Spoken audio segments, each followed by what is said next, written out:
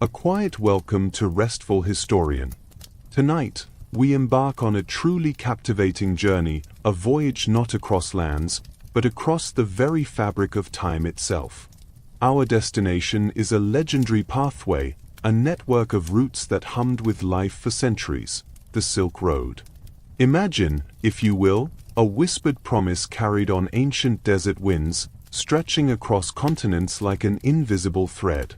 This was not a single, paved road, neatly marked from start to finish. No, the Silk Road was a vast, intricate tapestry of paths and trails, winding caravan routes over towering mountains and across shimmering deserts, alongside bustling river passages, and even quiet sea lanes that danced with the currents. It was a bridge connecting distant worlds, a silent testament to human ambition and connection. At its heart, the Silk Road was a story of exchange. And yes, it was famously a route for silk, that exquisite, shimmering fabric that traveled from its secret origins in the East to dazzle the distant empires of the West. But the Silk Road was so much more than just silk. Picture, in your mind's eye, caravans laden not only with precious fabrics but also with aromatic spices, gleaming jewels, rare medicines, and intriguing new technologies. More profoundly, it carried something far less tangible, yet infinitely more powerful: ideas, cultures, religions, and profound wisdom.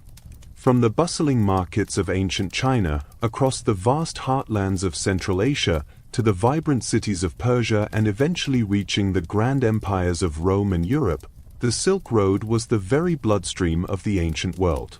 For centuries, this intricate network fostered a slow, beautiful unfolding of human connection. It was a testament to courage, as brave merchants and intrepid explorers ventured into the unknown, driven by curiosity and the promise of discovery. It connected civilizations that might otherwise have remained isolated, allowing knowledge to spread, artistry to blend, and beliefs to intertwine. It led to remarkable innovations, spurred great wealth, and, most importantly, picture vast caravans, like long, winding rivers of silent commerce, moving slowly beneath a boundless sky. Imagine the soft glow of campfires under countless stars, where stories were shared in a murmur of different tongues. Hear the distant rustle of silk, the faint chime of camel bells, and the quiet laughter of ancient merchants. Now, take a deep breath and allow the ancient, mesmerizing story of the Silk Road to softly unfold around you. Now, let us gently unfurl the very earliest threads of this magnificent tapestry, guiding our attention eastward to where this incredible story truly begins. Imagine a time around 206 BCE, in a land known as the Middle Kingdom, ancient China. Here, the powerful Han Dynasty reigned, a civilization that saw itself as the very center of the world, largely self-sufficient, its heart beating steadily within its own vast borders. For a long while, their gaze was primarily turned inward, or to the familiar lands immediately surrounding them. Yet, even for such a self-assured empire, there were persistent whispers of challenges from beyond their northern and western frontiers.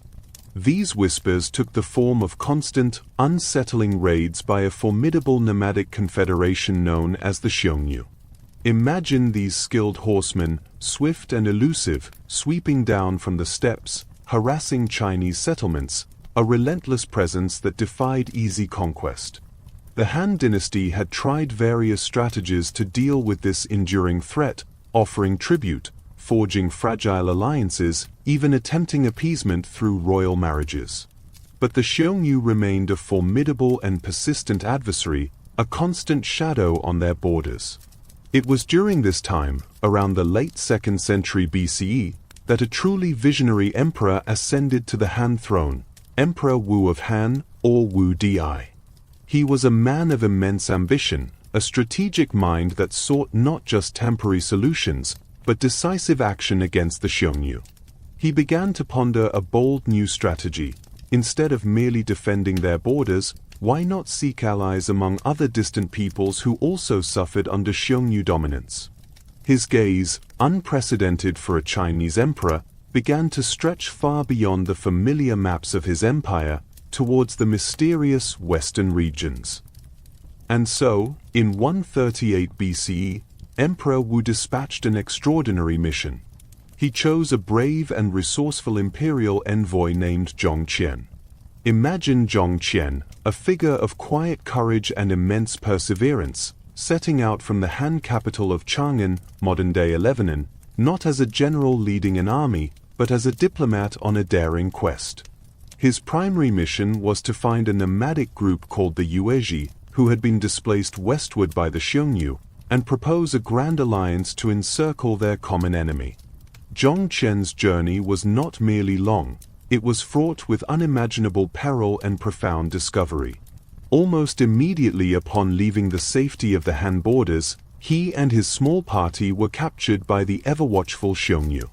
Imagine him spending 10 long, captive years among them, a prisoner in a foreign land.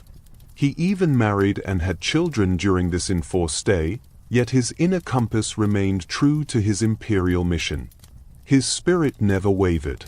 Eventually, he managed a daring escape and, defying all odds, continued his arduous journey westward, relentlessly seeking the elusive Yuezhi.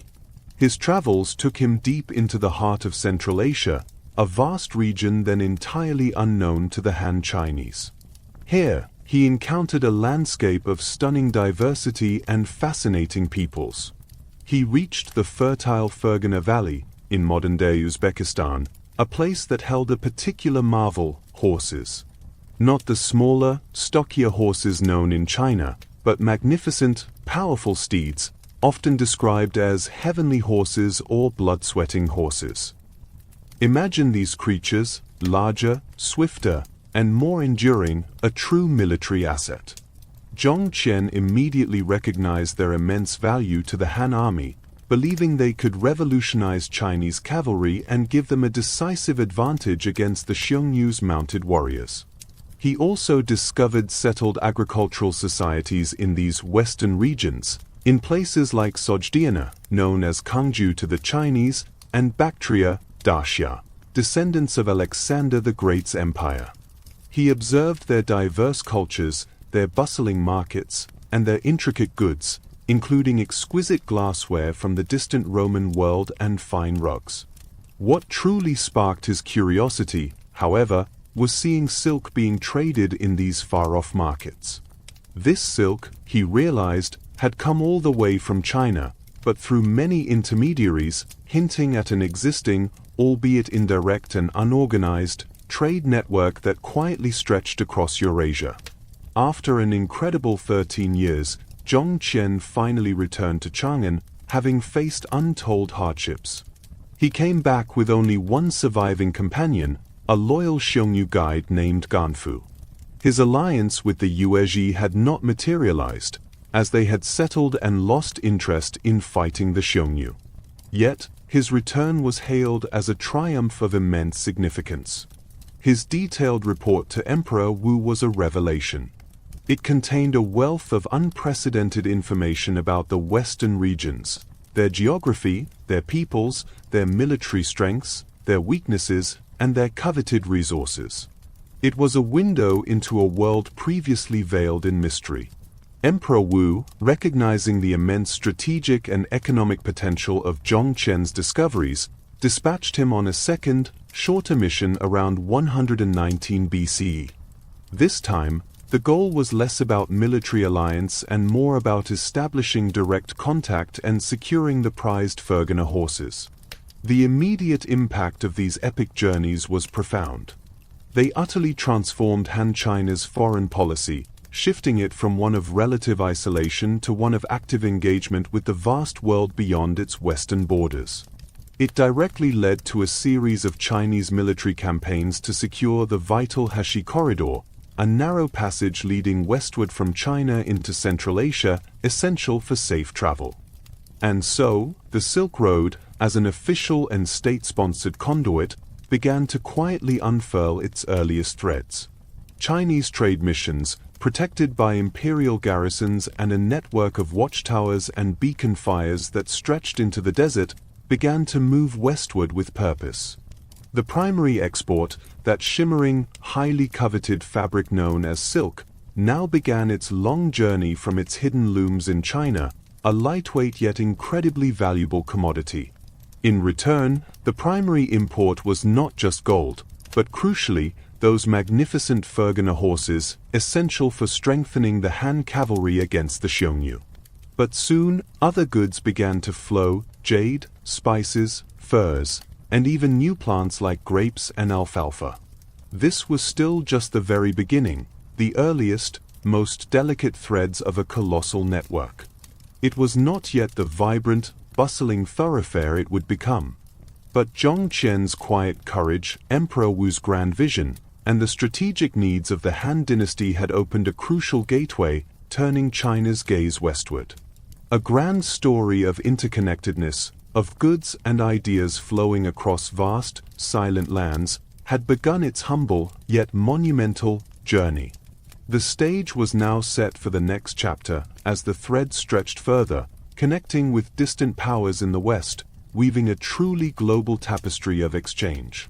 As the subtle threads of the Silk Road began to stretch eastward from ancient China, carried by the courage of envoys like Zhong Qian, another mighty power, far to the west, was beginning to feel a growing curiosity, an insatiable desire for the exotic and the magnificent. Imagine the grand and expansive Roman Empire, at its very height, its cities bustling with life, its vast territories stretching from the chilly climes of Britannia to the sun-drenched sands of Egypt. Here, in the heart of this formidable empire, a quiet yearning for luxury from the distant east began to blossom, a yearning that would ultimately pull the Silk Road westward, completing its vast, interconnected span. The object of this burgeoning Roman fascination was, above all, silk. Imagine this exquisite fabric, its unparalleled softness that seemed to melt against the skin, its shimmering, lustrous sheen that caught the light with an ethereal glow, its incredible lightness, yet its surprising strength. For the Roman elites, the powerful senators, the reigning emperors, the wealthy women of society, silk was more than just clothing. It was a potent symbol of immense wealth, profound status, and refined power. A silk garment draped elegantly around a noble figure immediately conveyed an aura of sophistication and privilege. A true silk craze swept through Roman society, creating an insatiable demand for this mysterious, beautiful fabric whose origins lay in a land so far away as to be almost mythical. Yet, this intense desire for Eastern luxuries came with its own subtle tension. Roman writers, like the elder Pliny, would quietly lament the enormous outflow of gold from the empire to purchase these coveted goods. Imagine ship after ship, caravan after caravan, carrying precious Roman coin eastward, a steady, silent drain on the imperial treasury. This drain of wealth caused quiet concern among some Roman thinkers, even as the demand for silk continued to soar. The Romans knew the silk came from a distant land, but they did not know precisely how it was made, contributing to its mystique and its high value. They only knew they had to have it. But between the bustling markets of Han China and the opulent palaces of Rome lay a formidable and strategically vital power, the Parthian Empire. Imagine this vast, sprawling realm, stretching gracefully from Mesopotamia across the Iranian plateau into the fringes of Central Asia. The Parthians, whose empire flourished from around 247 BCE to 224 CE, were a truly unique people, a fascinating blend of ancient Persian traditions and a subtle overlay of Hellenistic culture, remnants of Alexander the Great's conquests.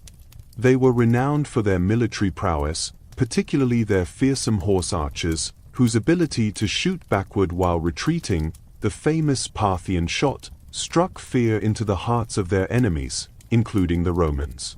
It was the Parthians' precise geographical position that made them the indispensable middlemen and, crucially, the formidable gatekeepers of the early Silk Road. They did not produce silk themselves, nor did they directly seek out Roman goods in exchange. Instead, they became masters of controlling the flow of this incredibly lucrative trade. Imagine their merchants positioned at key border cities on their eastern frontiers, perhaps in vibrant trading hubs like Merv or ancient Bactria. Here, they would patiently await Chinese or Central Asian merchants who had carried their precious silks and other goods from afar. The Parthians would purchase these goods at a certain price. Then, at their western borders, in bustling cities such as Palmyra or Dura Europos, their merchants would sell these same goods, at a significantly higher profit, to Roman or Syrian traders. This multi-layered system, though seemingly complex, was highly profitable for the Parthians. They skillfully, and often forcefully, prevented any direct contact between Chinese and Roman merchants.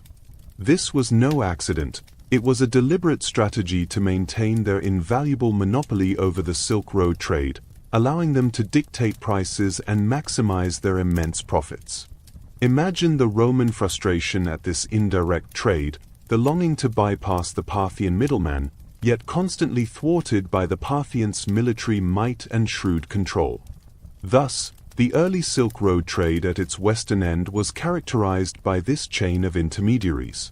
Goods rarely, if ever, traveled the entire length of the road with a single merchant from start to finish. Instead, they changed hands multiple times, slowly progressing from east to west, each transfer adding to their value. The journey itself was fraught with dangers: vast, unforgiving deserts, towering, treacherous mountains, and the ever-present threat of bandits. This perilous nature of travel further reinforced the value of established middlemen like the Parthians, who provided a measure of security and logistical expertise. Despite these challenges, the quiet, continuous flow of goods, though slow and layered, never ceased. The Romans, ever ambitious, did attempt to establish direct contact with China, hoping to bypass the costly Parthian bottleneck.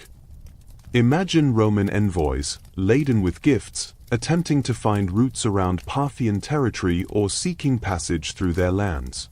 But these attempts were largely unsuccessful, often met with polite but firm resistance, or simply misled by Parthian agents determined to protect their lucrative monopoly.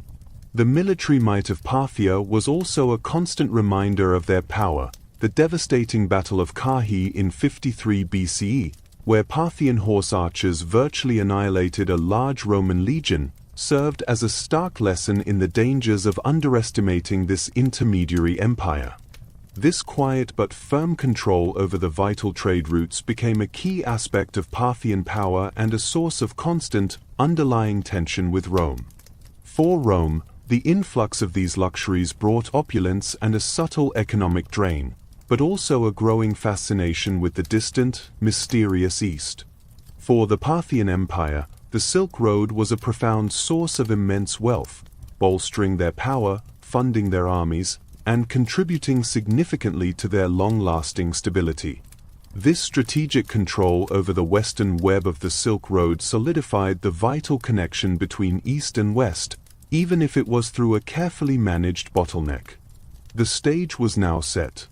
The earliest threads had been laid from China, and the Western appetite had been firmly established, with the Parthians skillfully managing the delicate balance in between. This complex, slow dance of commerce and diplomacy was now ready to intensify, paving the way for a truly golden age of exchange, where not just goods, but profound ideas, technologies, and beliefs would begin to flow more freely across the vast, interconnected pathways of the Silk Road. As the early threads of the Silk Road gently extended their reach, connecting distant China with the Roman West, a remarkable transformation began to unfold. Imagine these tentative pathways, once merely tracks, now slowly, steadily becoming more established, more confident, like vital, pulsing arteries stretching across vast continents. This was the dawn of the Silk Road's true golden age of exchange, a period when its networks hummed with an unparalleled flow of not just precious goods, but profound ideas, revolutionary technologies, and deep spiritual beliefs. This flourishing era, broadly spanning from the 1st century BCE through to the early centuries CE, and experiencing resurgences later, saw the world become more intricately woven, more deeply interconnected than ever before. This era was marked by the presence of powerful empires at both ends, the mighty Han Dynasty in the east and the vast Roman Empire in the west, both providing periods of stability that made long-distance trade safer and more appealing. Along the middle sections, other formidable powers, like the Kushan Empire in Central Asia, also contributed to this stability, ensuring the routes remained open and somewhat secure.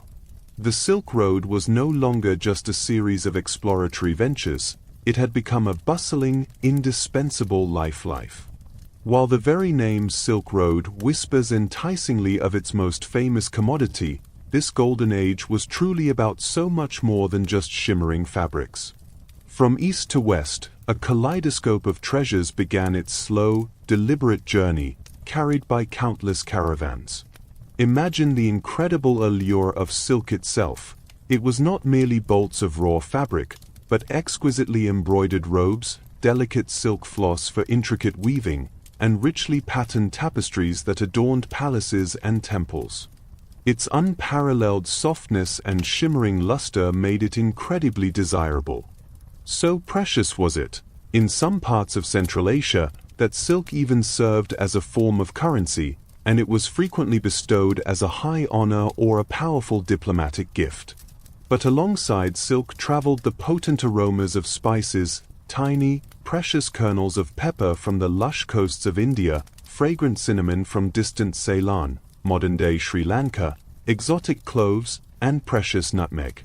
These spices were not just for flavoring food, they were vital for preserving perishables in a world without refrigeration, for concocting potent medicines, for creating luxurious perfumes, and for use in sacred religious rituals. Their lightweight, yet immense value, made them ideal for the long, arduous journeys. Imagine the subtle, enticing sense of the East drifting gently across thousands of miles, hinting at faraway lands. Beyond these, delicate porcelain from China, with its ethereal beauty, translucent quality, and masterful craftsmanship, would also embark on this journey. Its fragility meant it had to be packed with meticulous care, often in special wooden crates filled with straw or cotton, a testament to its value. Though less prominent in the very earliest days, the humble leaves of tea would also eventually begin their quiet westward migration from their origins in Yunnan, destined to transform social customs centuries later. And perhaps most revolutionary of all, though its journey was slow and often unseen, the secret of papermaking would begin its silent diffusion from China, promising to forever change the way knowledge was recorded, diffused, and preserved. Alongside these elegant lacquerware, precious jade carvings, and warm, luxurious furs also found their way to new markets, decorating the homes and bodies of the distant wealthy. The flow was not unidirectional. A gentle, steady current also moved from west to east and across the vibrant heart of Central Asia. Imagine exquisite glassware from the workshops of Rome and Syria, renowned for its delicate craftsmanship and vibrant colors, arriving in China to be highly prized as rare and beautiful objects, often contrasted with the robust beauty of Chinese ceramics. Heavy shipments of gold and silver, often in the form of Roman coins or finely worked ornaments, made their way eastward, helping to balance the trade deficit created by the insatiable demand for silk. Fine wool and linen textiles from Roman provinces and the Near East, with their different weaves and textures, found eager buyers. And perhaps most vital to the Chinese, the demand for superior horses from Central Asia continued, especially the powerful Fergana steeds, essential for strengthening the Han cavalry against their northern foes. Other vital agricultural products, such as grapes, alfalfa, crucial for feeding the newly prized horses, pomegranates, and walnuts, were also quietly introduced to China, enriching its own culinary and agricultural landscapes. Lions, peacocks, and other exotic animals would also occasionally travel the routes as gifts for royal courts. Along these vast, winding routes, something truly remarkable emerged: the caravan cities. Imagine these vibrant oases as vital pearls strung upon the silken thread, pulsating with life and commerce. They were not just simple rest stops, they were bustling hubs of cultural exchange, administrative outposts, military garrisons, and, profoundly, thriving religious centers. Cities like Dunhuang in China, famous for its awe-inspiring Buddhist cave temples, the Mogaro grottos, which house thousands of exquisite Buddhist murals and sculptures, served as the crucial gateway to the western deserts. Its library caves, filled with ancient manuscripts, speak volumes of the intellectual life fostered there. Further west, Samarkand in Sogdiana became a legendary crossroads of the world, a true melting pot of merchants, scholars, and artisans from countless lands. The Sogdians, in particular, were renowned for their sharp business acumen and their impressive linguistic skills, often acting as key intermediaries and translators between various cultures. Its beauty and reputation for learning spread far and wide. Merv, in the heart of Parthian territory, later Sasanian, was another major hub, strategically located at a crucial junction of routes, where goods were constantly transferred between eastern and western merchants. And at the western end, in the vast Syrian desert, cities like Palmyra and Dura Europos acted as the final significant points before goods entered the Roman sphere, their rich archaeological remains still telling stories of the diverse people who passed through their gates, a unique blend of Roman and Eastern cultures. Picture the atmosphere in these caravan cities, their markets teeming with merchants speaking a cacophony of languages, the air thick with the intoxicating scent of spices, exotic perfumes, and the murmur of countless transactions. Grand caravanserais, fortified inns providing secure lodging for weary travelers and their precious animals, became bustling centers of communal life.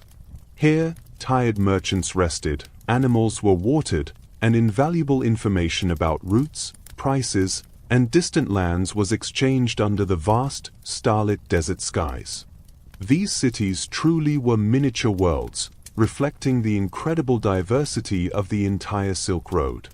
But the true genius of the Silk Road, its most profound and enduring legacy, lay in the flow of ideas and cultures. This was far more significant than any mere economic exchange. Perhaps the most impactful cultural journey was that of Buddhism. Originating in India, this profound spiritual philosophy traveled northward and eastward, carried by devoted monks who journeyed alongside the merchants, often seeking knowledge and new converts.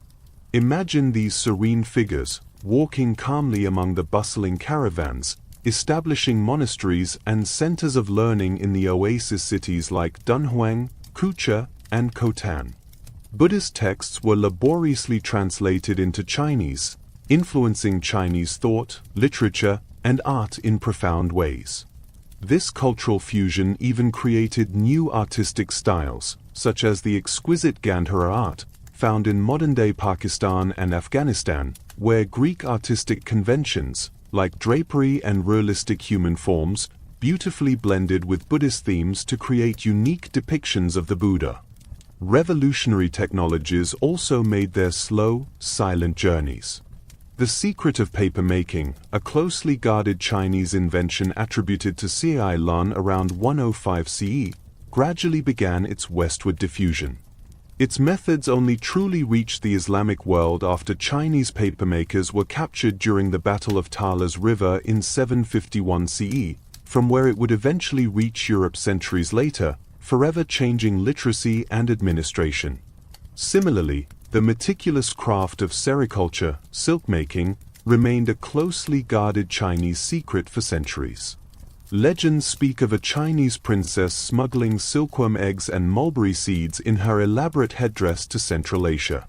Its eventual, quiet spread to the Byzantine Empire in the 6th century CE marked a turning point in global textile production.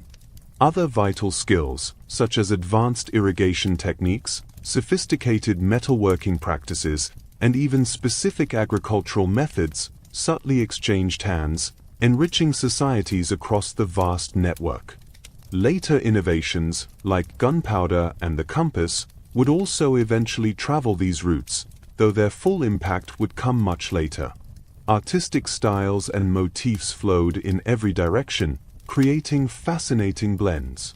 Chinese ceramics might adopt Persian designs, while Central Asian wall paintings incorporated Buddhist imagery with Hellenistic influences. Textiles from the region often showed patterns that were a unique mix of Chinese cloud motifs, Persian animals, and Indian florals. The caravan cities themselves became vibrant microcosms of religious pluralism, where Zoroastrians, the ancient Persian faith, Buddhists, Jews, early Christians, particularly Nestorian communities, and later, Muslims, lived and interacted. Merchants, prioritizing peace and stability for trade, often fostered an environment of surprising tolerance, allowing communities of diverse faiths to coexist and exchange beliefs. The life of a Silk Road merchant or the leader of a caravan was one of both immense challenge and rich reward. Imagine the slow, rhythmic pace of the journey, entirely dependent on the steady endurance of Bactrian camels, the ships of the desert, perfectly adapted with their two humps for carrying heavy loads over vast distances and enduring harsh climates. Travel was often a communal affair, with caravans offering safety in numbers against the ever-present threat of bandits and the unforgiving elements. A journey from Chang'an in China to Ansh on the Mediterranean coast could take many months, sometimes even a year, encompassing countless stops and exchanges. The importance of local guides, who knew the terrain, the safe havens, and the local customs and languages, was paramount. Despite the risks, the potential for high profits and the allure of discovery made these arduous journeys worthwhile, drawing intrepid souls from across the world, slowly but surely weaving the threads of human experience together. This golden age was a period of immense prosperity, a testament to human ingenuity and perseverance. But more profoundly, it was a time of unparalleled cultural and intellectual cross-pollination. The Silk Road transformed a collection of distant lands into an interconnected global network, long before the age of modern ships and rapid communication. It was a time when the world truly began to understand itself as a larger, more integrated whole, woven by the threads of commerce and curiosity, knowledge and faith. This era of vibrant exchange, however, like all golden ages, would eventually face new shifts and challenges, as empires rose and fell, and new paths began to emerge, subtly altering the ancient flow of this majestic route. As the Silk Road entered its dazzling golden age, a quiet yet profound evolution began to unfold, subtly shifting its very nature and expanding its horizons. While the ancient land routes, winding tirelessly over towering mountain ranges and stretching across vast, shimmering deserts, remained incredibly vital to the flow of goods and ideas, new forces were stirring. Imagine the increasing challenges that arose on these terrestrial paths: political instability in certain regions after the gradual decline of unifying empires like the Han and Roman, the ever-present threat of rising costs for security, and the growing dangers posed by fragmented local powers and banditry.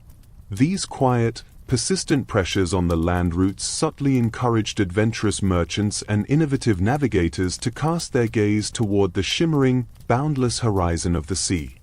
This gentle inclination towards the ocean led to the gradual, yet truly significant, rise of maritime trade, a vast network often referred to as the Maritime Silk Road. Imagine the immense, open ocean, offering advantages that even the most efficient land routes simply couldn't match. Ships, unlike weary camels or burdened donkeys, possessed the incredible capacity to carry immensely larger volumes of goods. This meant that the sea routes could transport not only the most precious luxuries but also bulkier, heavier, and less high-value items like immense quantities of ceramics, precious timber, and more abundant staples of certain spices, making the overall trade far more efficient and economically viable for a wider range of commodities. Sea voyages could also be significantly faster and more predictable, bypassing treacherous mountain passes, unpredictable desert sandstorms, or politically unstable regions altogether, offering a welcome alternative to the often stalled land journeys. The very key to this burgeoning maritime expansion lay in a profound and generations-old understanding of the monsoon winds. Imagine ancient sailors, with their accumulated wisdom passed down through meticulous observation, expertly harnessing these powerful, seasonal wind patterns that sweep across the vast expanse of the Indian Ocean. They would sail westward, carried swiftly by the summer monsoons blowing from the northeast, reaching distant lands with relative ease. Then, with the shifting of the seasons, they would patiently await the winter monsoons, which would reliably carry them back eastward, completing their voyages. This masterful understanding of nature's rhythm allowed for predictable, though still challenging and often perilous, transoceanic journeys, opening up vast new avenues for trade. This led to the flourishing of numerous maritime hubs along the sprawling, vibrant coasts of Asia, forming a chain of pearls along the watery Silk Road. Imagine the bustling Chinese ports like Guangzhou, known to Westerners as Canton, Quanzhou, and later Ningbo, truly vibrant international harbors teeming with foreign merchants from distant lands.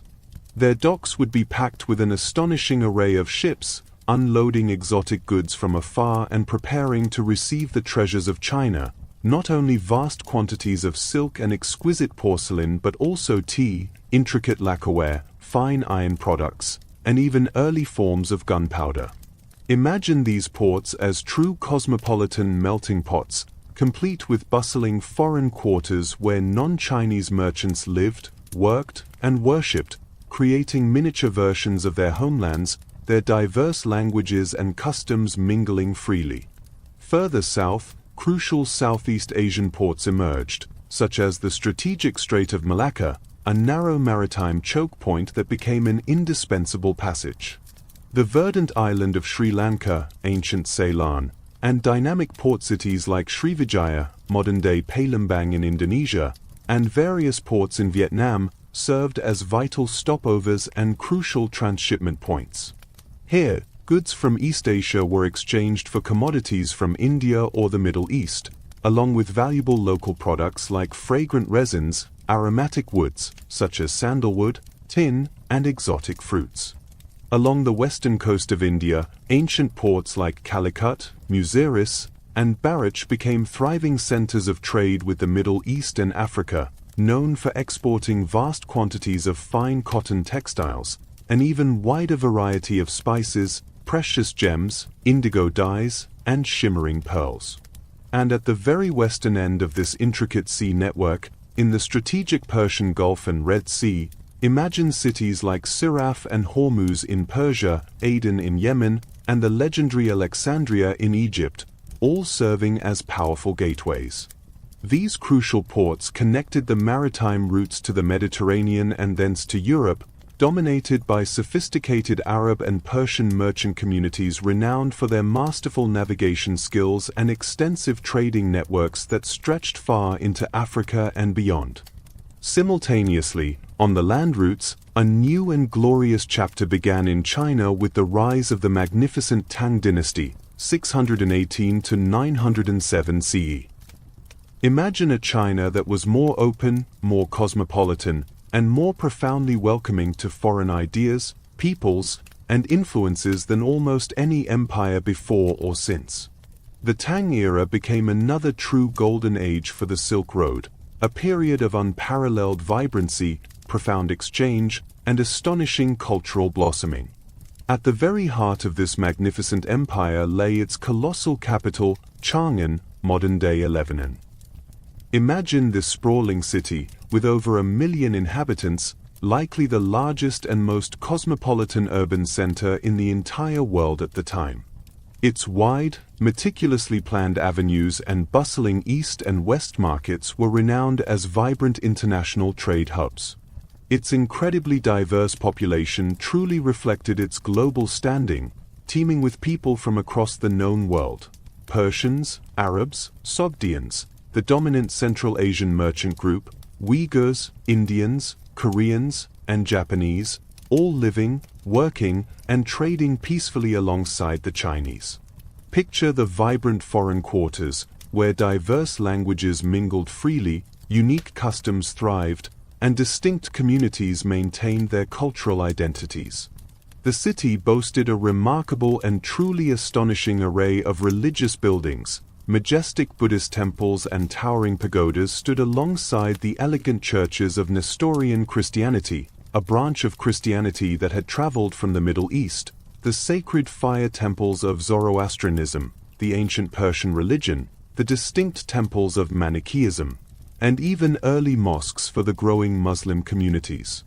This extraordinary religious diversity and peaceful coexistence was a testament to the Tang dynasty's profound tolerance and remarkable openness to the outside world. The Tang emperors actively and enthusiastically supported trade, ensuring a stable currency, maintaining the vast imperial infrastructure of roads and canals, and extending their powerful military presence deep into Central Asia to protect the land routes and ensure they remained clear of threats for long stretches. Their extensive diplomatic relations with numerous foreign states further solidified the safety and appeal of the Silk Road. Under the glorious Tang, the cultural and religious exchange along the Silk Road truly blossomed, reaching unprecedented depths. Buddhism, already established in China, became even more deeply integrated into Chinese society, influencing every aspect of art, literature, philosophy, and everyday life.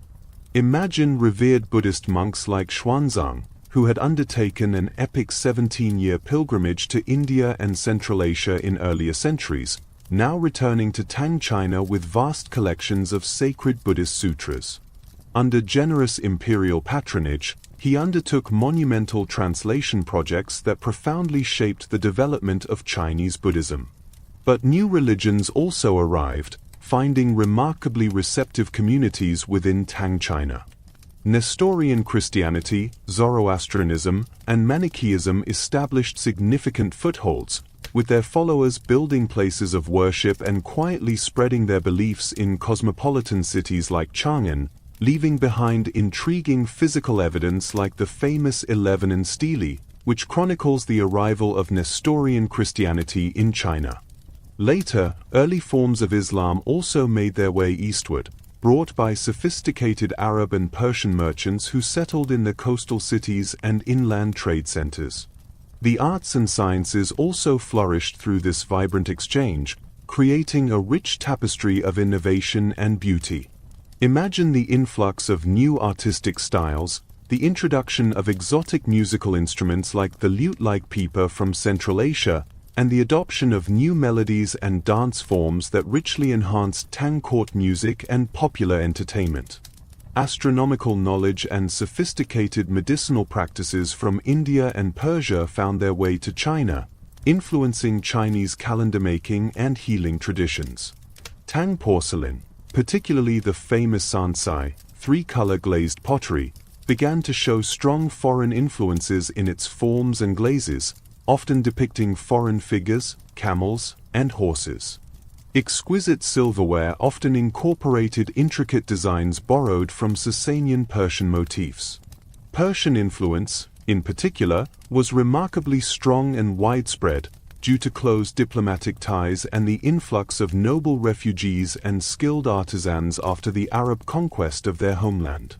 Imagine the delights of Persian cuisine enriching Tang palates, Persian fashion gracing Chinese courts, and even exhilarating games like polo becoming wildly popular among the Chinese elite. Yet, even amidst this period of unparalleled Tang prosperity and openness, challenges and rivalries continued to simmer along the vast land routes. The powerful Tibetan Empire, known as Tubo, rising formidable in the south, often contested control of crucial mountain passes and trade routes in what is now Xinjiang and Tibet. Their military prowess posed a significant and persistent challenge to Tang control in certain strategically vital areas. And from the distant west, a new, formidable power emerged, the rapidly expanding Islamic caliphates.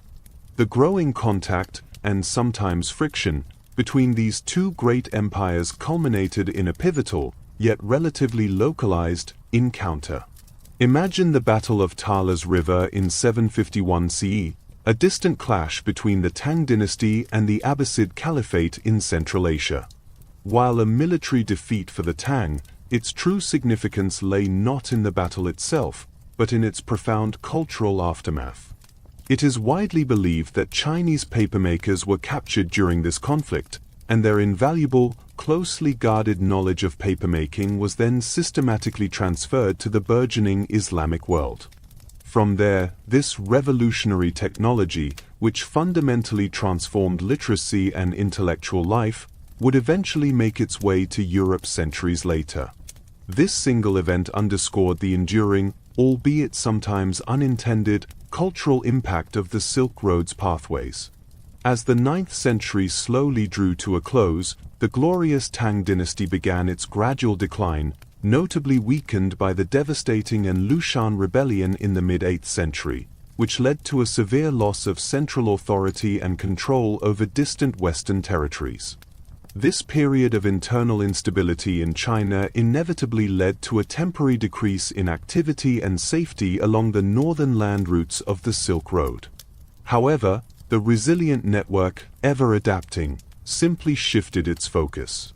The maritime routes, being inherently less affected by the fluctuating political upheavals of Central Asia, continued to grow steadily in importance, proving their enduring value and demonstrating the Silk Road's incredible capacity for evolution. As land routes became more fragmented and dangerous, merchants naturally gravitated towards the relative safety, reliability, and significantly larger capacity of sea travel, which also continued to benefit from ongoing technological improvements in shipbuilding and navigation. This segment highlights the remarkable evolution and profound adaptation of the Silk Road. It showcases the dramatic emergence of sea routes as powerful and increasingly dominant complements to the ancient land paths, truly creating a more interconnected, multifaceted global network of exchange. The Tang dynasty stands as a shining testament to an era of unparalleled openness, profound cultural blending, and vibrant global interaction, a time when the world seemed to shrink, bound together by myriad threads of commerce, culture, and profound human curiosity. This dynamic and transformative period, however, would soon give way to new historical forces, setting the stage for the next phase, where the dominance of new powers, particularly the formidable Mongols, would temporarily reshape the terrestrial Silk Road in even more profound and unforgettable ways, before its final, quiet twilight. As the great Tang dynasty in China began its gentle decline, and other unifying empires across Eurasia faced their own periods of fragmentation, the vast lands of the Silk Road once again entered a phase of subtle instability. Local conflicts flared, banditry increased in certain stretches, and the seamless flow of trade became more challenging. But from the windswept steppes of Central Asia, a new and overwhelming force was quietly, then suddenly, emerging: the Mongols. Their initial reputation was one of fearsome conquest and widespread destruction, their swift horsemen seemingly unstoppable. Yet, ironically, their vast empire would, for a time, bring an unprecedented unity and flourishing to the very same Silk Road they had so dramatically altered. Imagine the sheer scale of their ambition, led by the legendary Genghis Khan. From humble beginnings, he forged a disciplined and utterly relentless army that swept across continents with breathtaking speed. By the mid-13th century, the Mongol Empire had become the largest contiguous land empire in all of history, stretching from the distant shores of the Pacific Ocean to the very borders of Eastern Europe. In doing so, they brought nearly the entire vast network of the Silk Road's land routes under a single, overarching authority.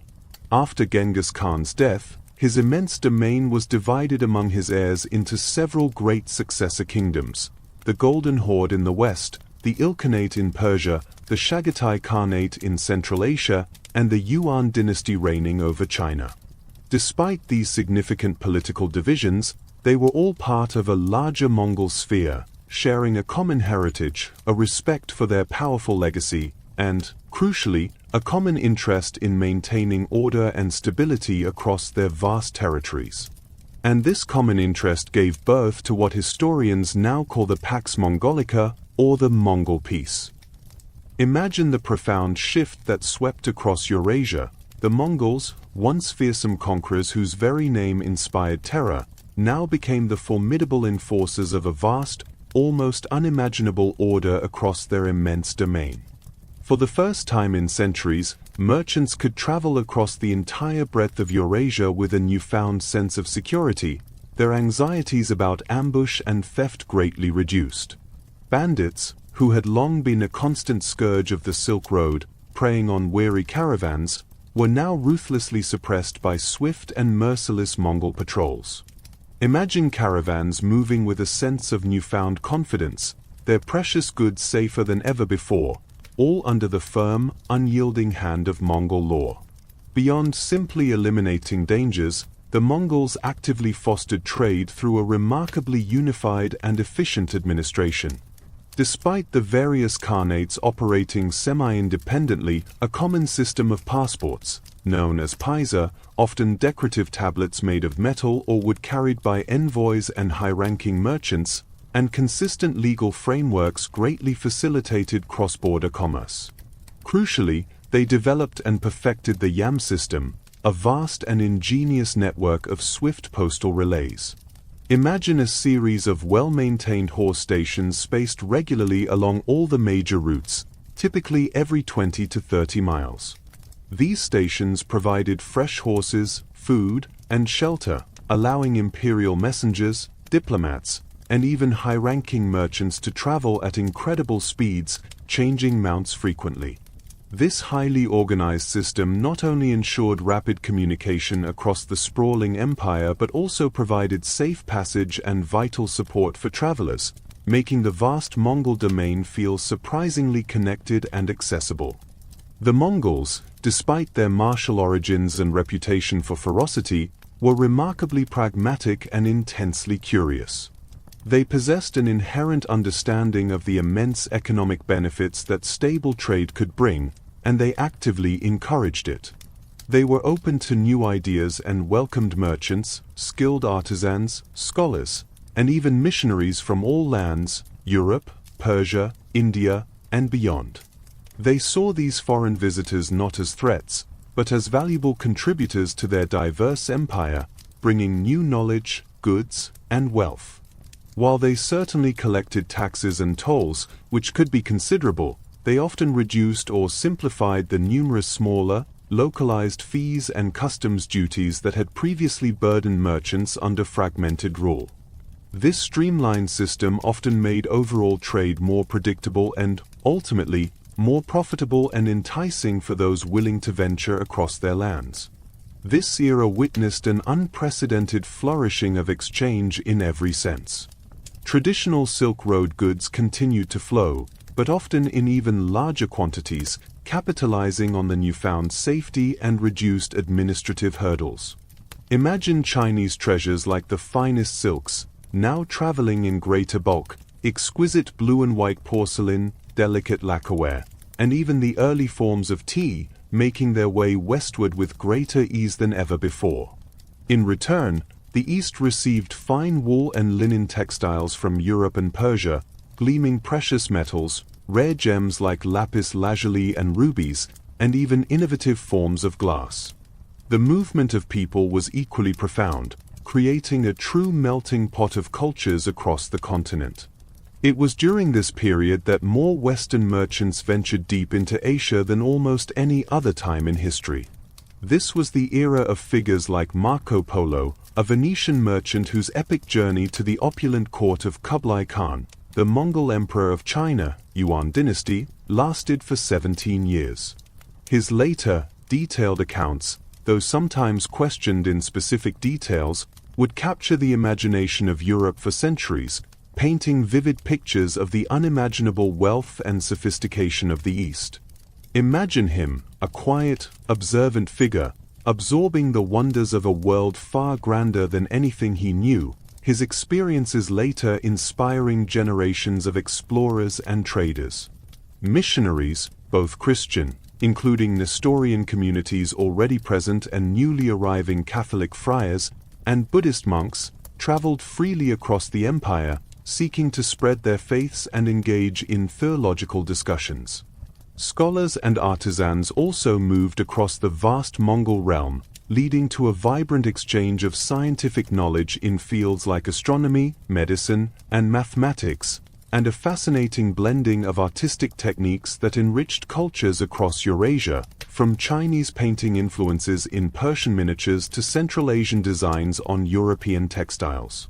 Perhaps most significantly, the Mongol peace dramatically accelerated the transfer of technologies that would profoundly impact the world for centuries to come. The closely guarded Chinese secrets of printing, especially woodblock printing, which allowed for the mass production of texts, the powerful knowledge of gunpowder, though its full military potential wouldn't be realized for centuries, initially used for fireworks and rudimentary weapons, and the ingenious compass, crucial for navigation, all found their way westward. Imagine these seemingly simple inventions, traveling slowly but surely, carried by curious minds along the established routes, planting seeds that would eventually revolutionize warfare, navigation, and the spread of knowledge in Europe and beyond, long after the Mongol Empire had passed. However, even this era of grand unification and flourishing trade carried within it the seeds of shifting sands and eventual decline for the traditional land-based Silk Road. The very connectivity that the Mongols fostered, which allowed for such magnificent exchange, also had an unintended, devastating consequence: the facilitated spread of diseases. Imagine microscopic invaders traveling unseen alongside bustling merchants and valuable goods. Most notably, the mid-14th century saw the terrifying sweep of the Black Death, or the bubonic plague. Originating in Central Asia, this catastrophic disease traveled rapidly along these very trade routes, decimating populations across Asia, the Middle East, and Europe on an unprecedented scale. Imagine the profound silence that fell over once bustling cities, the sudden emptiness in once crowded markets. The devastating loss of life, often a third to half of populations in affected regions, led to immense labor shortages, widespread economic collapse in many areas, and a general retreat from long-distance travel, severely disrupting the established networks and fostering a deep sense of fear. Furthermore, the vast Mongol Empire, despite its initial unity, eventually fragmented into increasingly independent khanates, their internal bonds weakening over time. By the late 14th century, renewed internal conflicts, civil wars, and political instability broke the Pax Mongolica that had once guaranteed safety and free passage. New, often less trade-friendly, regional powers began to emerge in Central Asia and Persia, making overland travel once again more perilous, more costly, and less appealing for international commerce. And as these formidable challenges mounted on land, quietly, almost imperceptibly at first, a new set of technological advancements were beginning to stir and gather momentum in distant Europe. Imagine European sailors and shipbuilders, driven by an insatiable desire for direct access to the East's riches, those coveted spices, silks, and other luxuries, without the costly and increasingly unreliable intermediaries of the land routes. They began to experiment boldly with new ship designs, better navigational tools, and more accurate maps. These quiet innovations, honed over decades, would soon allow them to seek new sea routes around the traditional land masses, laying the groundwork for a monumental shift in global trade and foreshadowing the eventual decline of the ancient Silk Road as the primary conduit of East-West exchange. And so, the Mongol era, a grand paradox of unprecedented unity and flourishing exchange, also ironically contained the very seeds of the traditional land route's eventual decline. While the golden age of grand, land-based caravans was nearing its natural conclusion, the fundamental human spirit of global connection, the relentless desire for trade and discovery, would not fade. It would simply find new, watery pathways to manifest, shifting the destiny of global exchange from the ancient dust of the land to the boundless expanse of the sea.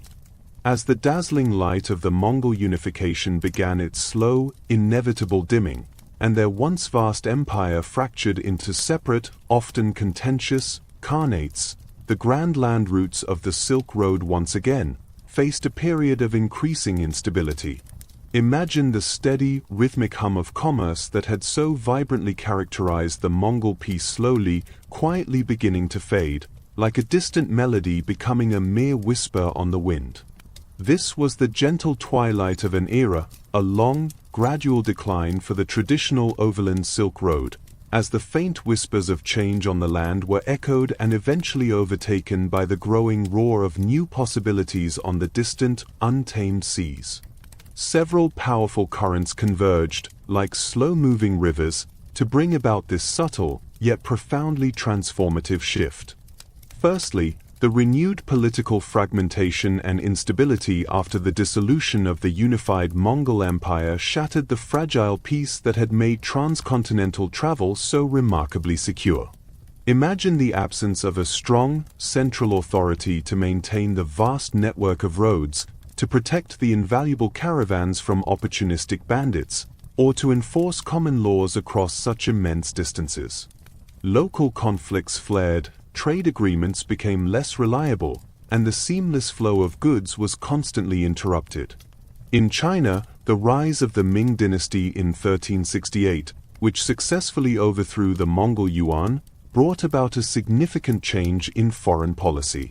While the Ming initially engaged in some grand naval expeditions, they soon retreated into a more introspective and insular posture, famously implementing hygiene policies, or sea bans, aimed at limiting foreign interaction. While initially intended to counter coastal piracy, these policies effectively discouraged extensive foreign trade and greatly reduced official Chinese interest in the overland Silk Road, preferring to focus on internal development and stability. Imagine a vast, self-sufficient empire, so rich within its own borders that it felt less compelled to look outward for its wealth. Across the vast expanses of Central Asia, the land became a patchwork of numerous, often competing, smaller khanates and tribal powers. Imagine a single journey from east to west now encountering dozens of different customs points, each demanding its own unique tolls and taxes. This cumulative financial burden slowly, yet relentlessly, chipped away at the profits of merchants, making overland trade increasingly expensive and, ultimately, less viable. Simultaneously, the increased political fragmentation led to a resurgence of banditry and pervasive insecurity, making arduous overland journeys far more dangerous and less appealing for even the bravest traders. Secondly, and perhaps most tragically, the devastating aftermath of the Black Death cannot be overstated. Imagine the sheer, unimaginable scale of the tragedy. This catastrophic plague, which had swept across Eurasia from the mid-14th century, leaving a trail of desolation in its wake, had traveled precisely along these very bustling trade routes. The profound loss of life meant not only fewer merchants to undertake the perilous journeys but also fewer skilled artisans to produce the coveted goods, and a dramatically reduced population of consumers to purchase them. Economic depression gripped many regions, disrupting established supply chains and sharply reducing the overall demand for luxury items. Moreover, a deep-seated psychological impact took hold. A pervasive fear of travel and a quiet distrust of outsiders, who were often seen as carriers of disease, further stifled the ancient flow. The Silk Road, once a conduit of wealth and wonder, was now chillingly associated with the swift, unseen spread of death. Thirdly, the rise of powerful new empires in the West and Persia further reshaped the trade landscape. Imagine the formidable Ottoman Empire from the 14th century onwards, slowly asserting its control over Anatolia, the Levant, and eventually parts of North Africa and Eastern Europe. In Persia, the Safavid Empire rose to prominence in the early 16th century. While these empires were vast, well-organized, and magnificent in their own right, their frequent and often prolonged wars, particularly between the Sunni Ottomans and the Shia Safavids, often turned the very heartland of the Silk Road, the crucial Anatolian and Persian sections, into active battlegrounds. Imagine borders being closed for decades, established routes being severely disrupted, and merchants frequently finding themselves caught in devastating conflicts. These powerful new states, with their strong centralized control, also tended to favor state-controlled monopolies or specific groups of merchants, often directing trade through their own established networks, rather than facilitating the more free-flowing, diverse commerce of the old system. Ironically, while controlling vast land territories, both the Ottomans and Safavids also began to embrace and control key maritime routes: the Red Sea for the Ottomans, the Persian Gulf for the Safavids, increasingly integrating sea trade into their imperial structures. Yet, as the land routes grew quieter, a new dawn was beginning to break on the distant shores of Europe. Imagine the growing frustration among European powers, the Portuguese, the Spanish, the English, the Dutch, at their indirect and costly access to the immensely desirable spices, silks, and other riches of Asia. They keenly sought to bypass the numerous intermediaries, the Arab, Persian, and Ottoman merchants who controlled the trade through the Middle East, and even the Italian city-states like Venice and Genoa, who profited immensely from the final leg of the overland journey. This powerful, insatiable desire for direct access to the source of Asian goods fueled an extraordinary drive for discovery and inspired revolutionary technological advancements in seafaring. Imagine the ingenuity of European shipbuilders creating new, more robust vessel designs. The agile caravel, developed by the Portuguese, a fast, maneuverable ship with triangular lateen sails that allowed it to sail effectively against the wind, and the larger, more capacious carrack, with its high forecastle and stern castle, capable of carrying vast amounts of cargo and enduring the rigors of long ocean voyages. These were truly revolutionary ships, perfectly suited for the open ocean. Simultaneously, remarkable strides were made in navigation. The ancient compass, a Chinese invention that had slowly traveled westward along the Silk Road, was now widely adopted and refined in Europe, providing a constant directional guide even when out of sight of land. The astrolabe, a sophisticated instrument perfected by Islamic scholars, allowed sailors to determine their latitude by measuring the altitude of celestial bodies like stars or the sun, giving them a precise sense of their north-south position. Improved cartography, or map-making, based on accumulated knowledge from sailors and explorers, became increasingly accurate and detailed. Furthermore, the European adaptation of gunpowder technology for naval cannons transformed their ships into formidable instruments of power and control on the high seas, providing a decisive advantage. All these advancements converged to usher in the glorious, yet often turbulent, age of exploration. Imagine brave Portuguese mariners, driven by a thirst for discovery and immense wealth, meticulously charting the coasts of Africa. In 1498, the legendary Vasco da Gama successfully circumnavigated the entire continent, braving the treacherous waters of the Cape of Good Hope, and ultimately reaching Calicut, India, by sea. This single voyage marked a truly monumental moment. It effectively established the Sea Silk Road, a direct maritime route to Asia, bypassing the traditional land routes entirely. A few years earlier, in 1492, Christopher Columbus, sailing under the Spanish flag, embarked on his daring westward gamble, also driven by the same desire for a new route to Asia, inadvertently stumbling upon the Americas and, in doing so, creating a completely new, transatlantic trade network that would forever change the global map. Later, Ferdinand Magellan's monumental circumnavigation of the entire globe in the early 16th century provided undeniable proof of the Earth's spherical nature and the ultimate interconnectedness of all oceans. These new sea routes were revolutionary because they were direct and allowed for unprecedented scale. Imagine vast ships loaded with silks, spices, and porcelain from China or India sailing directly to the burgeoning ports of Lisbon, Seville, Amsterdam, or London, bypassing all the complex land intermediaries, all the accumulating tolls, and all the inherent dangers of the overland journey. This dramatic shift fundamentally altered the flow of global trade. The dominance of land-based Central Asian routes slowly receded, giving way to powerful, ocean-spanning maritime routes, now primarily controlled by European mercantile powers. The Silk Road, which had been the pulsating heart of East-West trade for millennia, was gradually relegated to a more regional role. The focus of global commerce decisively shifted from the ancient camel tracks to the boundless expanse of the high seas, forging a truly global trade network that for the first time included the Americas, connecting continents in a way the old Silk Road, magnificent as it was, simply never could. The land-based Silk Road did not vanish overnight, of course. Local and regional trade continued, as people always need to exchange goods with their neighbors, and merchants still traversed shorter sections. But the grand, long-distance, high-volume flow of luxury goods, ideas, and cultures from end to end, which had defined its golden age, largely ceased on land.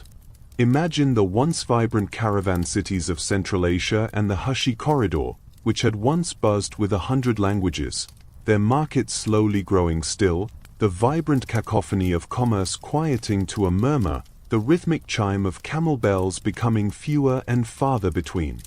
The grand caravanserai, once bustling hubs of rest and exchange, gradually fell silent, perhaps becoming ruins where only the desert winds whispered tales of past glory, leaving behind a poignant sense of lost grandeur.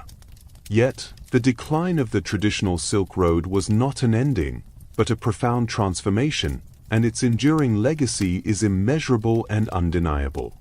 It played a fundamental, pioneering role in demonstrating the immense possibility and undeniable benefits of global interaction.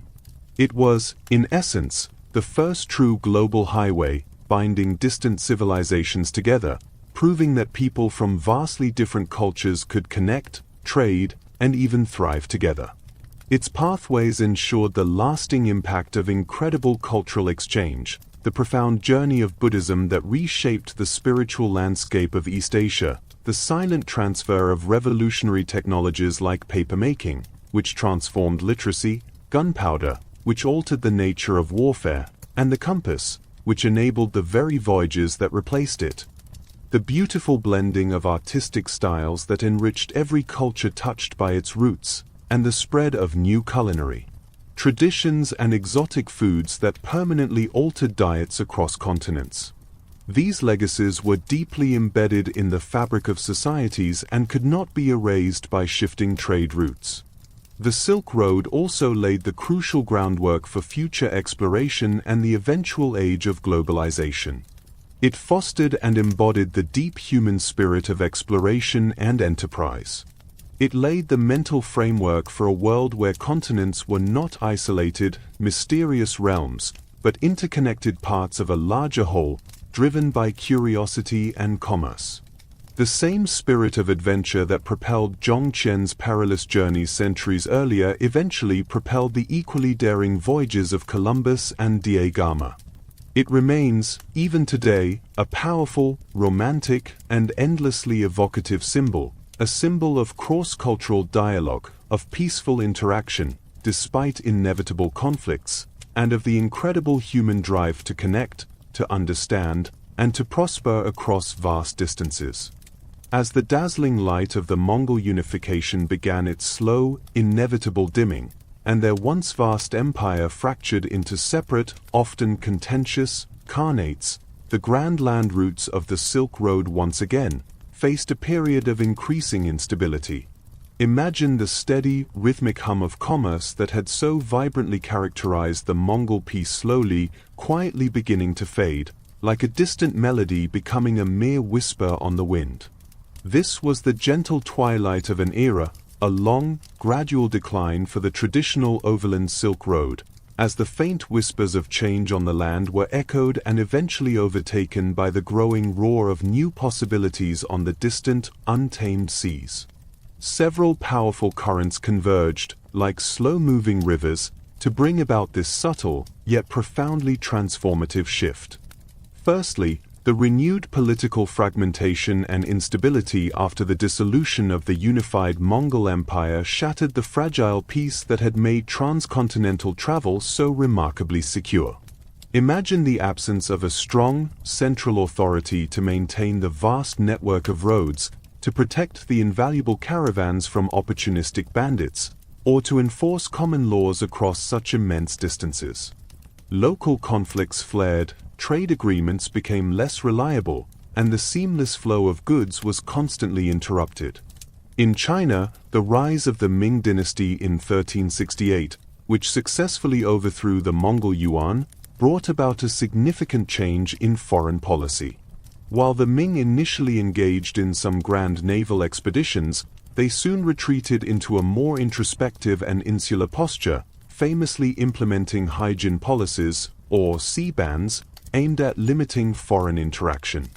While initially intended to counter coastal piracy, these policies effectively discouraged extensive foreign trade and greatly reduced official Chinese interest in the overland Silk Road, preferring to focus on internal development and stability. Imagine a vast, self-sufficient empire, so rich within its own borders that it felt less compelled to look outward for its wealth. Across the vast expanses of Central Asia, the land became a patchwork of numerous, often competing, smaller khanates and tribal powers. Imagine a single journey from east to west now encountering dozens of different customs points, each demanding its own unique tolls and taxes.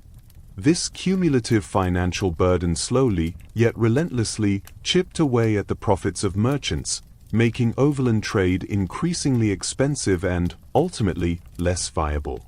Simultaneously, the increased political fragmentation led to a resurgence of banditry and pervasive insecurity, making arduous overland journeys far more dangerous and less appealing for even the bravest traders. Secondly, and perhaps most tragically, the devastating aftermath of the Black Death cannot be overstated. Imagine the sheer, unimaginable scale of the tragedy. This catastrophic plague, which had swept across Eurasia from the mid-14th century, leaving a trail of desolation in its wake, had traveled precisely along these very bustling trade routes. The profound loss of life meant not only fewer merchants to undertake the perilous journeys but also fewer skilled artisans to produce the coveted goods, and a dramatically reduced population of consumers to purchase them. Economic depression gripped many regions, disrupting established supply chains and sharply reducing the overall demand for luxury items. Moreover, a deep-seated psychological impact took hold. A pervasive fear of travel and a quiet distrust of outsiders, who were often seen as carriers of disease, further stifled the ancient flow. The Silk Road, once a conduit of wealth and wonder, was now chillingly associated with the swift, unseen spread of death.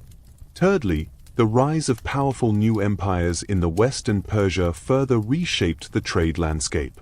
Imagine the formidable Ottoman Empire from the 14th century onwards, slowly asserting its control over Anatolia, the Levant, and eventually parts of North Africa and Eastern Europe. In Persia, the Safavid Empire rose to prominence in the early 16th century. While these empires were vast, well-organized, and magnificent in their own right, their frequent and often prolonged wars, particularly between the Sunni Ottomans and the Shia Safavids, often turned the very heartland of the Silk Road, the crucial Anatolian and Persian sections, into active battlegrounds. Imagine borders being closed for decades, established routes being severely disrupted, and merchants frequently finding themselves caught in devastating conflicts. These powerful new states, with their strong centralized control, also tended to favor state-controlled monopolies or specific groups of merchants, often directing trade through their own established networks, rather than facilitating the more free-flowing, diverse commerce of the old system. Ironically, while controlling vast land territories, both the Ottomans and Safavids also began to embrace and control key maritime routes: the Red Sea for the Ottomans, the Persian Gulf for the Safavids, increasingly integrating sea trade into their imperial structures. Yet, as the land routes grew quieter, a new dawn was beginning to break on the distant shores of Europe. Imagine the growing frustration among European powers, the Portuguese, the Spanish, the English, the Dutch, at their indirect and costly access to the immensely desirable spices, silks, and other riches of Asia. They keenly sought to bypass the numerous intermediaries, the Arab, Persian, and Ottoman merchants who controlled the trade through the Middle East, and even the Italian city-states like Venice and Genoa, who profited immensely from the final leg of the overland journey. This powerful, insatiable desire for direct access to the source of Asian goods fueled an extraordinary drive for discovery and inspired revolutionary technological advancements in seafaring. Imagine the ingenuity of European shipbuilders creating new, more robust vessel designs. The agile caravel, developed by the Portuguese, a fast, maneuverable ship with triangular lateen sails that allowed it to sail effectively against the wind, and the larger, more capacious carrack, with its high forecastle and stern castle, capable of carrying vast amounts of cargo and enduring the rigors of long ocean voyages. These were truly revolutionary ships, perfectly suited for the open ocean. Simultaneously, remarkable strides were made in navigation. The ancient compass, a Chinese invention that had slowly traveled westward along the Silk Road, was now widely adopted and refined in Europe, providing a constant directional guide even when out of sight of land. The astrolabe, a sophisticated instrument perfected by Islamic scholars, allowed sailors to determine their latitude by measuring the altitude of celestial bodies like stars or the sun, giving them a precise sense of their north-south position. Improved cartography, or map-making, based on accumulated knowledge from sailors and explorers, became increasingly accurate and detailed. Furthermore, the European adaptation of gunpowder technology for naval cannons transformed their ships into formidable instruments of power and control on the high seas, providing a decisive advantage. All these advancements converged to usher in the glorious, yet often turbulent, age of exploration. Imagine brave Portuguese mariners, driven by a thirst for discovery and immense wealth, meticulously charting the coasts of Africa. In 1498, the legendary Vasco da Gama successfully circumnavigated the entire continent, braving the treacherous waters of the Cape of Good Hope, and ultimately reaching Calicut, India, by sea. This single voyage marked a truly monumental moment. It effectively established the Sea Silk Road, a direct maritime route to Asia, bypassing the traditional land routes entirely. A few years earlier, in 1492, Christopher Columbus, sailing under the Spanish flag, embarked on his daring westward gamble, also driven by the same desire for a new route to Asia, inadvertently stumbling upon the Americas and, in doing so, creating a completely new, transatlantic trade network that would forever change the global map. Later, Ferdinand Magellan's monumental circumnavigation of the entire globe in the early 16th century provided undeniable proof of the Earth's spherical nature and the ultimate interconnectedness of all oceans. These new sea routes were revolutionary because they were direct and allowed for unprecedented scale. Imagine vast ships loaded with silks, spices, and porcelain from China or India sailing directly to the burgeoning ports of Lisbon, Seville, Amsterdam, or London, bypassing all the complex land intermediaries, all the accumulating tolls, and all the inherent dangers of the overland journey. This dramatic shift fundamentally altered the flow of global trade. The dominance of land-based Central Asian routes slowly receded, giving way to powerful, ocean-spanning maritime routes, now primarily controlled by European mercantile powers. The Silk Road, which had been the pulsating heart of East-West trade for millennia, was gradually relegated to a more regional role. The focus of global commerce decisively shifted from the ancient camel tracks to the boundless expanse of the high seas, forging a truly global trade network that for the first time included the Americas, connecting continents in a way the old Silk Road, magnificent as it was, simply never could.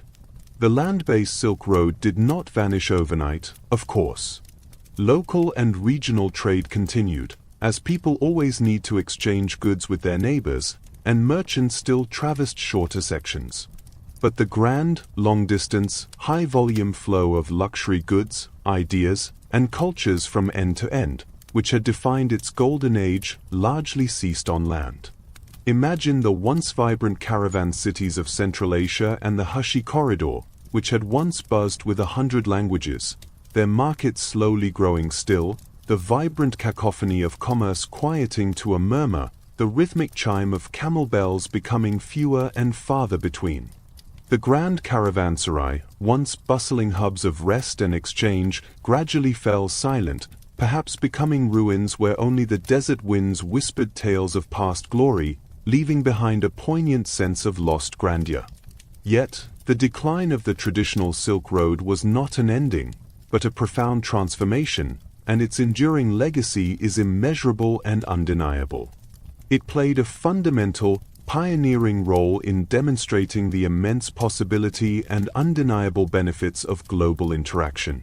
It was, in essence, the first true global highway, binding distant civilizations together, proving that people from vastly different cultures could connect, trade, and even thrive together. Its pathways ensured the lasting impact of incredible cultural exchange, the profound journey of Buddhism that reshaped the spiritual landscape of East Asia, the silent transfer of revolutionary technologies like papermaking, which transformed literacy, gunpowder, which altered the nature of warfare, and the compass, which enabled the very voyages that replaced it. The beautiful blending of artistic styles that enriched every culture touched by its roots, and the spread of new culinary traditions and exotic foods that permanently altered diets across continents. These legacies were deeply embedded in the fabric of societies and could not be erased by shifting trade routes. The Silk Road also laid the crucial groundwork for future exploration and the eventual age of globalization. It fostered and embodied the deep human spirit of exploration and enterprise. It laid the mental framework for a world where continents were not isolated, mysterious realms, but interconnected parts of a larger whole, driven by curiosity and commerce.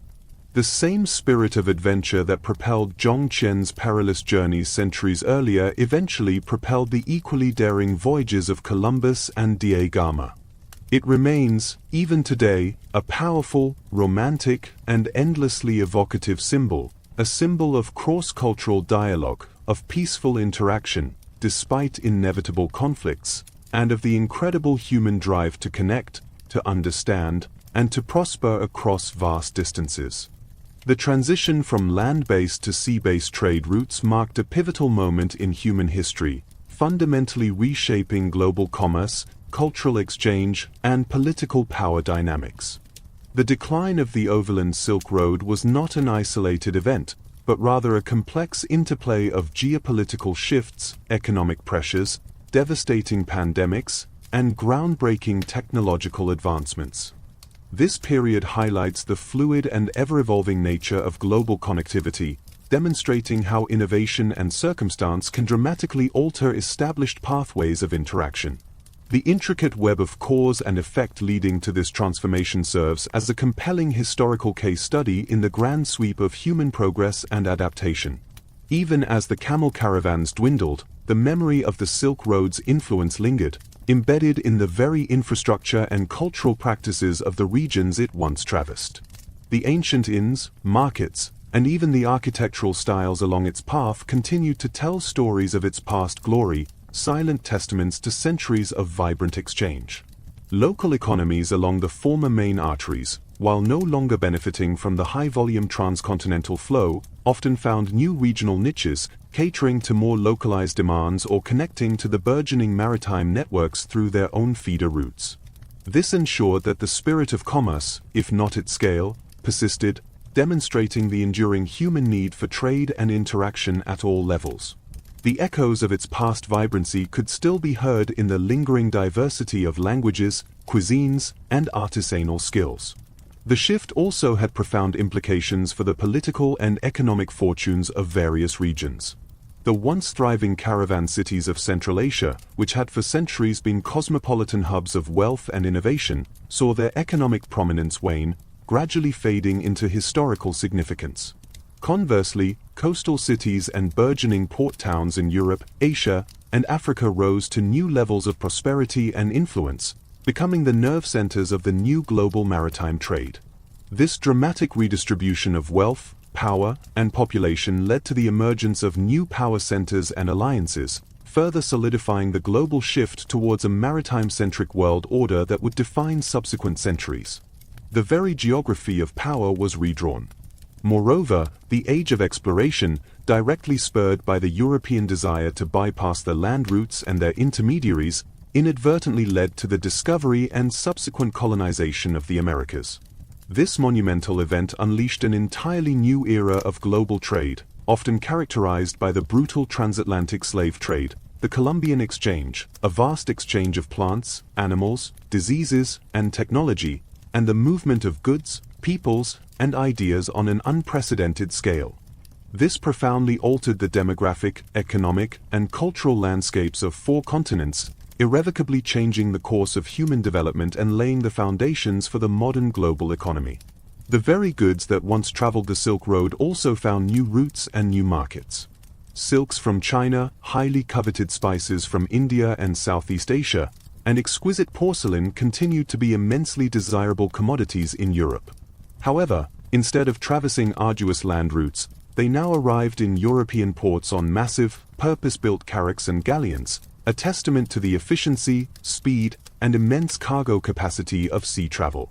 This increased volume of goods, coupled with reduced logistical costs, made these once exclusive luxuries more accessible to a wider European populace, stimulating consumer demand and further accelerating the growth of maritime trade, creating a self-reinforcing cycle of global commerce.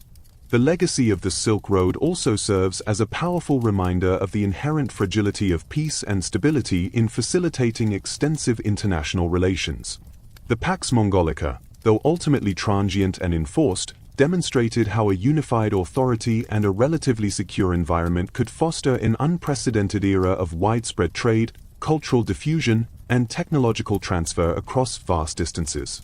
Its subsequent fragmentation, however, starkly underscored the challenges and dangers that arise from political instability, endemic conflict, and the absence of a strong, overarching framework for dispute resolution, reinforcing the timeless need for cooperation in maintaining global connections. Furthermore, it is a crucial point that the technological innovations in shipbuilding and navigation, while immediately benefiting European maritime powers and ushering in the age of exploration, were themselves built upon a long and continuous history of cross-cultural exchange that occurred along the Silk Road. The magnetic compass, for instance, a Chinese invention, and the astrolabe, significantly refined by Islamic scholars, both traveled westward along these very land routes. Even certain shipbuilding techniques and mathematical principles originated in the East. This highlights how the old routes inadvertently facilitated the very tools and knowledge that would eventually supersede them, illustrating the profound, often ironic, interconnectedness of human progress and the cumulative nature of innovation across civilizations. In retrospect, the decline of the overland Silk Road was not a failure of the route itself, but rather a natural and inevitable evolution in the relentless human pursuit of more efficient, expansive, and profitable ways to connect the disparate parts of the world. It set the stage for a truly globalized world, where the vast oceans, once perceived as formidable and impassable barriers, rapidly transformed into the primary highways of commerce and cultural exchange, linking distant lands and peoples in an intricate and increasingly interdependent web. This marked a paradigm shift in global connectivity, moving from a multinodal, land-based network to a more centralized, ocean-spanning system. Even in the contemporary era, as discussions around new Silk Road initiatives, such as China's Belt and Road Initiative, emerge, the historical context of its decline remains highly relevant and offers invaluable lessons. Understanding the complex confluence of geopolitical, economic, technological, and even epidemiological factors that led to its shift from land to sea offers profound insights into the ever-present complexities of global trade, the critical impact of political stability and fragmentation, and the enduring power of technological innovation to fundamentally redefine and reorient global connectivity and supply chains. Ultimately, the story of the Silk Road's twilight is a rich and intricate tapestry woven with threads of human endeavor, resilience, adaptability, and an unquenchable thirst for discovery. It underscores the perpetual human desire for connection, the relentless drive for economic opportunity, and the often unforeseen ways in which progress, even when it displaces older systems, builds upon the foundational legacies and knowledge accumulated by those that came before it. It leaves an indelible and profound mark on the grand landscape of human history, a constant reminder of our shared past and our interconnected future. And so, our gentle journey through the fascinating, millennia-long story of the Silk Road comes to its natural, quiet close. From its earliest, faint thread stretching from ancient China, through its vibrant golden ages of exchange, to its gradual, graceful shift from land to sea, we have witnessed a phenomenon that profoundly shaped human history and global interconnectedness. Its echoes still softly resonate through the corridors of time, a timeless testament to how deeply intertwined our human story truly is. As you now drift into a state of deep, tranquil rest, may the quiet grandeur of this remarkable history linger within you, a peaceful thought from the annals of the past, a quiet testament to humanity's endless journey of connection.